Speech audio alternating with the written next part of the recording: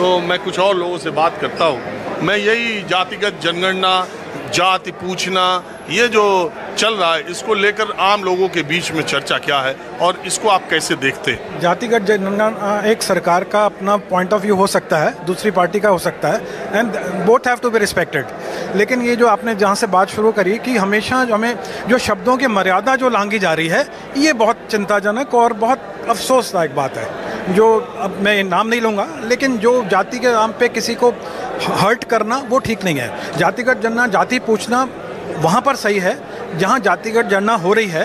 आप there is a purpose assign to it कि आपके घर में आके दरवाज़ा खटखटाएंगे, वो पूछेंगे कि आपकी जाति क्या है, क्योंकि वो पर्पज़ है। बट ऐसे हम एक दूसरे से यहाँ बैठे हैं, एक दूसरे से पूछने लग जाएं तो ऑफेंडिंग है वो।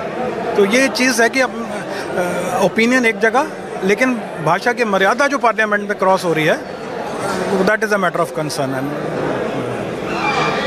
ऐसा क्यों हो रहा? अच्छा, ये लोकसभा चुनाव के नतीजे इसकी बहुत बड़ी वजह है क्या? कह सकते हैं कह सकते हैं बिल्कुल। क्योंकि बहुत लोगों का ये मानना है कि जो अब सत्ता पक्ष और विपक्ष के बीच जो गैप है, वो अगर देखा जाए तो वो कम हो गया।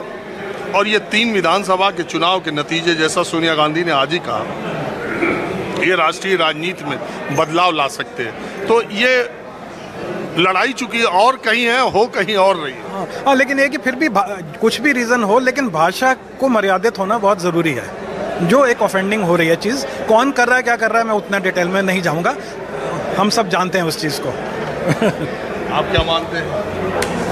ये भाषा, लैंग्वेज तो आपको प्रॉपर रखनी पड़ेगी ना। आप एक अच्छे बड़े प्लेटफॉर्म में हो, पूरा वर्ल्ड देखता है आपको, तो लैंग्वेज में तो आपको कंट्रोल रखना ही पड़ेगा।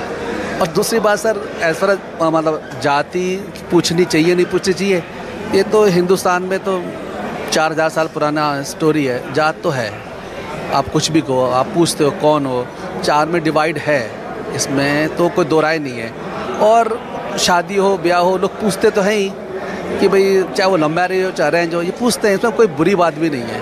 अरे भाई, अभी समाज में लोग ऐसे कहते हैं, मतलब जिन जगहों से हम लोग आते हैं, वो कहते हैं उनके बेटे ने तो इंटर कास्ट मैरिज कर ली, ऐसा जैसे अपराध कर लिया। हाँ, अब देखो बात वही है ना। तो इस केस में भी अगर आपने किसी ने पूछ भी ली ना जात, कि भाई तुम्हारी जात क्या है, तो ये बुरा मानने वाला मुझे कोई वर्ड लगता नहीं है। एक दूसरी भाई छोटी सी बात है कि वही हमने कहा शादी की बात, तो आप पूछते हो ना, पहले तो अपनी जात में हो गई, फिर वो इंटर कास्ट हो गई, फिर वो इंटर रिलीजन हो गई, तो ये चलता आ रहा है। बहुत से लोग ऑब्जेक्शन करते हैं कि ठीक है, लेकिन हाँ, ये पार्ट है हिंदुस्तान का। लेकिन जाति एक ऐसी चीज़ है जिसमें मैं बताऊं तो उसको मैं फ़ख्र के तौर पे पेश करता हूं। अगर मुझसे कोई पूछ दे तो वो मेरा इंसल्ट होता है। मैं ये भी बात कहता हूं, देखिए अभी उपराष्ट्रपति जगदीप धनखड़ जी, अभी जब उनकी मिमिक्री पिछले सेशन में, पिछली बार में उनकी मिमिक्री, कल्याण बनर्जी, उन्होंने टीएमसी के जो नेता लोग हैं, उन्होंने उनकी मिमिक्री की। पूरी भारतीय जनता पार्टी ये आ गई कि ये जाट बिरादरी का अपमान हो गया। और उपराष्ट्रपति जो कि संवैधानिक पद पर है, और मेरे देखने में शायद ही किसी उपराष्ट्रपति ने खुद ये कहा हो कि मैं जाट हूँ, अपनी जाति बताया कि मैं जाट हूँ, मुझे जाट होने पर अभिमान है, मुझे गर्व है। उत्तर प्रदेश के मुख्यमंत्री योगी आदित्यनाथ की अगर हम जाति की बात करें तो होगा कि वो महंत हैं, वो महात्मा हैं, जाति न पूछो साधु की।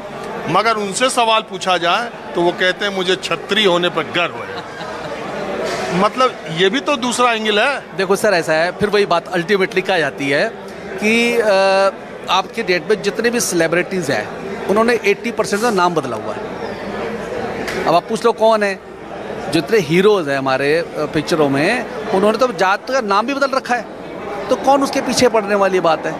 हाँ, अब जैसे बहुत से लोगों को लगता है भाई छोटी जाति है, ठीक है, अब छोटी जाति में आप पूछते हो तो मुझे भाई आपने किस काम के लिए छोटी जाति पूछी है, कोई ना कोई रीज़न होगा, काम होगा। सपोज आपने एक फॉर्म भरना है तो उसमें लिखते हैं, आप लिखो किस जाति के हो, तो आपको भरना ही पड़ेगा, इसमें बुराई वाली क्या बात है।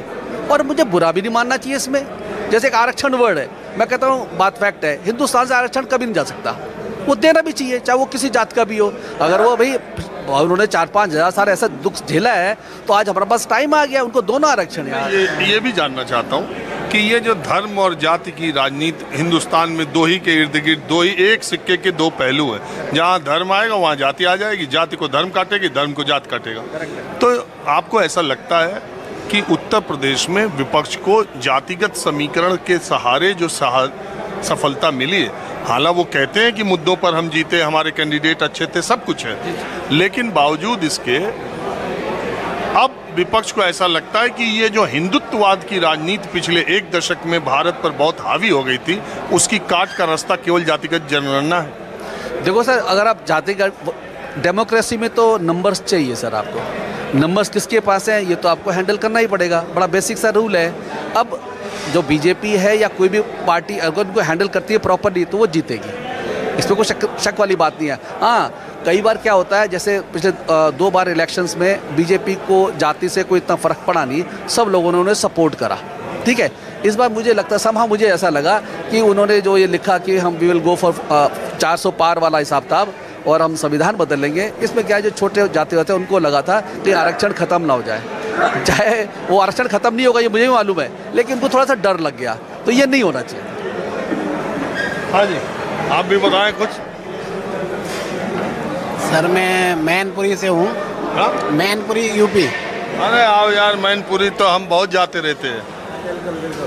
मैनपुरी यूपी से हूँ। वहाँ तो खुद जातिवाद का मामला बहुत, अभी देखो चुनाव से पहले महाराणा प्रताप की मूर्ति और ये और वो कितना जाति पर मामला चला था, भयंकर चला था कि नहीं? बिल्कुल चला था, बहुत स्पीड से ये मामला मीडिया में भी बहुत वायरल रहा है, काफ़ी दिनों तक इस पे चर्चाएं चलती रही हैं, लेकिन जो भी हुआ वो गलत हुआ था। उस लेवल से उसको मूर्ति को तोड़ना ये सब होना नहीं चाहिए था। अरे यार, महाराणा प्रताप देश का गौरव है कि किसी जाति के अकेले, वो पूरे देश के मान है। महाराणा प्रताप के किस्से कहानियाँ सुनते हुए अभी भी आप उदयपुर में जाइए, उनसे जुड़ी जो सामान रखे हुए हैं उसको देख के आदमी के रोंगटे खड़े हो जाते कि क्या आदमी थे बताइए। उनका भाला देखिए, सब चीज़ उदयपुर के। आप गए कि नहीं उदयपुर संग्रहालय? गए? बिल्कुल, वो बहुत गलत घटना होती और वो छोड़िए, जातिगत जनगणना बताइए। जातिगत जनगणना तो होनी चाहिए, जातिगत जनगणना होनी चाहिए। इससे जो है जो शेड्यूल कास्ट है, जो गरीब लोग हैं, उनको आरक्षण मिलने का एक मौका मिलेगा। शेड्यूल कास्ट को तो है ही आरक्षण, ओबीसी को भी आरक्षण है, सारे लोगों को। आप कह रहे हैं कि इनकी संख्या ज़्यादा और ज़्यादा मिलेगा, ऐसा सोच रहे हैं? नहीं, ऐसा नहीं सोच रहे हैं। सबको सरकार, जो मोदी सरकार है, भारतीय जनता पार्टी है, मैं उनसे ये मांग करूंगा कि आरक्षण को लागू किया जाए और आरक्षण सबको जिस समान से सबको मिलना चाहिए। हाँ, आरक्षण नहीं लागू हो रहा, नहीं लागू, आरक्षण तो मिल रहा है अभी। जैसे राहुल गांधी जी जो अपनी आवाज़ उठा रहे हैं कि आरक्षण का मुद्दा जैसे चल रहा है कि लागू होना चाहिए। अच्छा, वही बात।